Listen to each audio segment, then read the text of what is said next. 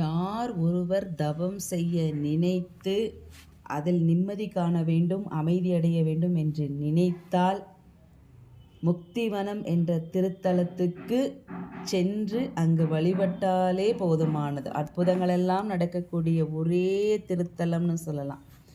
அதாவது பூணூல் அணிவதற்கு ஏற்ற ஸ்தலம் திருவேரகம் சுவாமிமலை. கும்பகோணத்திலிருந்து அடிக்கடி பேருந்து வசதி அந்த இடத்துக்கு இருக்குது. அறுபடை வீடுகளில் ஒன்று. திருப்புகழ் பாடல் பெற்ற ஸ்தலம். இறைவனுடைய பெயர் சுவாமிநாதர்.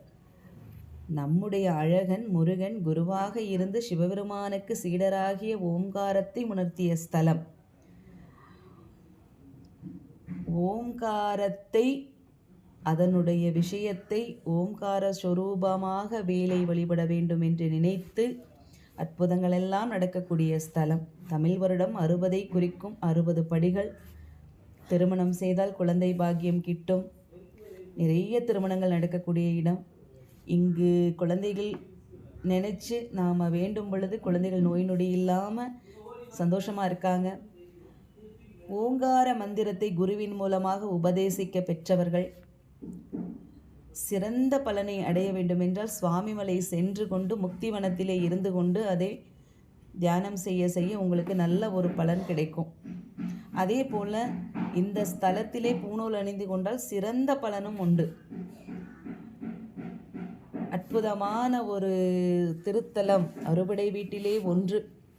பார்வதீஸ்வரர், பார்ப்பதீஸ்வரர், சமீபனேஸ்வரர் இறைவனுடைய பெயர் அற்புதமாக அமைந்திருக்கக்கூடிய திருத்தலம் அது. சூரிய புஷ்கரணி தீர்த்தம், தவத்தீர்த்தம் இருக்குது. இந்த சூரிய புஷ்கரணி தீர்த்தம்ங்கிறது ஒரு சிறந்த தீர்த்தம். இந்த தீர்த்தத்தில் குறிப்பாக ஞாயிற்றுக்கிழமை குளிப்பது மிகச்சிறந்தது. அதுவும் வைகறை பொழுதில் நீராடுவது சிறப்பான பலன்களை மேலும் ஒருவருக்கு கொண்டு வந்து கொடுக்கும். பிரம்மதேவரால் வழிபடப்பட்ட லிங்கம் பிரம்மலிங்கம். அம்பரீஷனால் வழிபடப்பட்ட லிங்கம் ராஜலிங்கம்னு சொல்லப்படுது. சூரியனால் வழிபடப்பட்ட லிங்கம் பாஸ்கர லிங்கம்னு சொல்லப்படுது. திங்கட்கிழமை வழிபாடு செய்யும் பொழுது ராஜயோகத்தை தரக்கூடிய, தகப்பன் சொல் கேட்காமல் இருக்கக்கூடிய பிள்ளைகள் நிச்சயமாக கேட்பார்கள். பிள்ளைகளின் சொல்லை தகப்பன் கேட்பார், தகப்பன் சொல்லை பிள்ளைகள் கேட்பார்.